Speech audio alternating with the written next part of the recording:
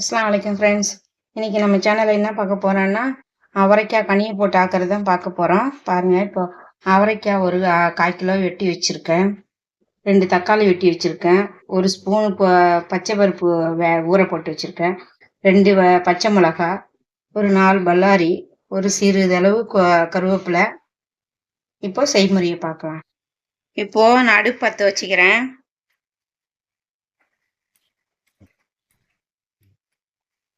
அடுப்பு பற்ற வச்சுக்கிட்டேன் பாருங்க. சட்டி சூடாகட்டும். அடுப்பு பற்ற வச்சுக்கிறேன். சட்டி சூடாகிற வரைக்கும் ஒரு 2 நிமிஷம் இருப்போம், வெயிட் பண்ணுவோம். இது கனியை போட்டு அவரைக்காய் கனியை போட்டு ஆக்குறதுன்றது எங்கள் ஊரில் இது செய்வாங்க. இதுக்கு தேங்காய்லாம் விடுவாங்க. தேங்காய் இல்லை என்கிட்ட, அரைச்ச தேங்காய் இல்லை. அதனால் வெறும் மசாலாத்தூள் மட்டும்தான் போடுறேன். உங்ககிட்ட தேங்காய் இருந்துச்சுன்னா நீங்கள் போட்டுக்கோங்க. இப்போ சட்டி நல்லா காஞ்சிடுச்சு. இப்போ எண்ணெய் ஊற்றிக்கிறேன். ஒரு 2 ஸ்பூன் அளவுக்கு எண்ணெய் ஊற்றிக்கிறேன்.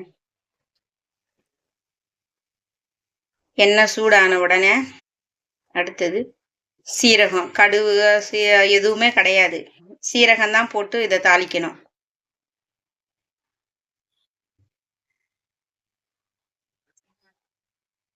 சீரகம் போட்டுக்கிறேன். எண்ணெய் நல்லா காஞ்சிடுச்சு. சீரகம் பொரியுது பாருங்க.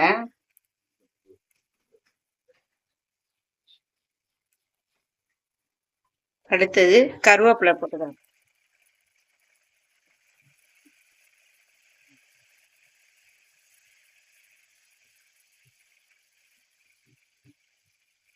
பொரிஞ்சு வந்தோடனே இப்போ வெங்காயம் போட்டுக்கிறேன். 3 பல்லாரி தான் வெட்டி வச்சிருக்கேன், அதை போட்டுக்கிறேன்.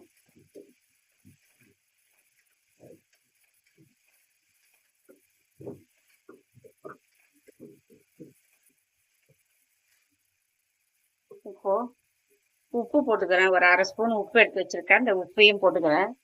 வெங்காயம் நல்லா வெந்து வரும்.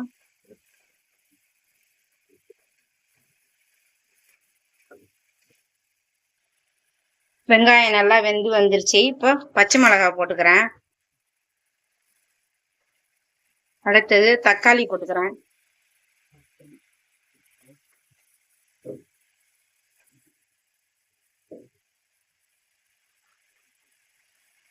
இப்போ சிறுபருப்பு ஊற வச்சிருக்கேன். ஒரு 1/2 கிளாஸ் தண்ணியில அதையும் ஊற்றிக்கிறேன். 1 ஸ்பூன் தான் சிறுபருப்பு 1 ஸ்பூன் தான் போடணும், நிறைய போடக்கூடாது கனியை போட்டு ஆக்குறதுக்கு. இப்போ அவரைக்காயை கொட்டிக்கிறேன்.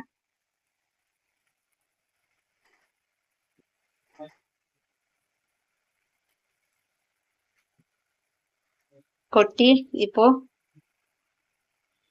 ஒரு ஸ்பூனுக்கு மிளகாத்தூள் போட்டுக்கிறேன்.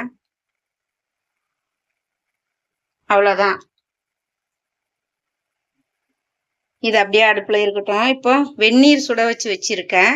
இப்போ அதையும் நான் ஊத்திக்கிறேன்.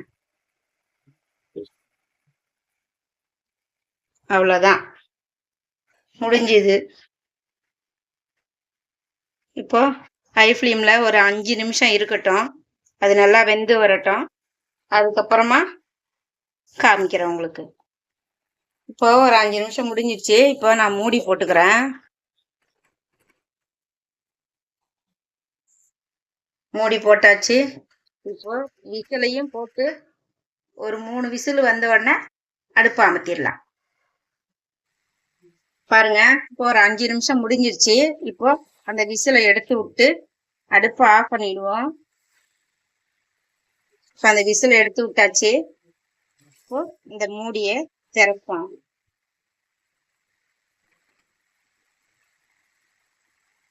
எப்படி இருக்கு பாருங்க. நல்லா குளுன்னு வந்துருக்குது பாருங்க. அப்படிதான் இந்த ஸ்டேஜில் நம்ம இப்போ இதுக்கு 1 ஸ்பூன் மாசி எடுத்து வச்சிருக்கேன், மாசி தூள். அதையும் போட்டுக்கிறேன். இப்போ மாசி தூள் போட்டு அதை மூடி போட்டுடணும். நல்லா இருக்கும். இதை ஊற்றி சாப்பிடும்போது மாசின்றது ரொம்ப ஃபேமஸு. இதை நீங்களும் ட்ரை பண்ணி பாருங்க. சரியா? நல்லா இருக்கும். இது சாப்பாட்டோட வச்சு சாப்பிடும்போது.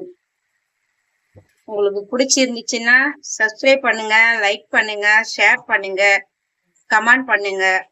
அடுத்த ஒரு நெக்ஸ்ட் வீடியோல உங்களை பார்க்குறேன்.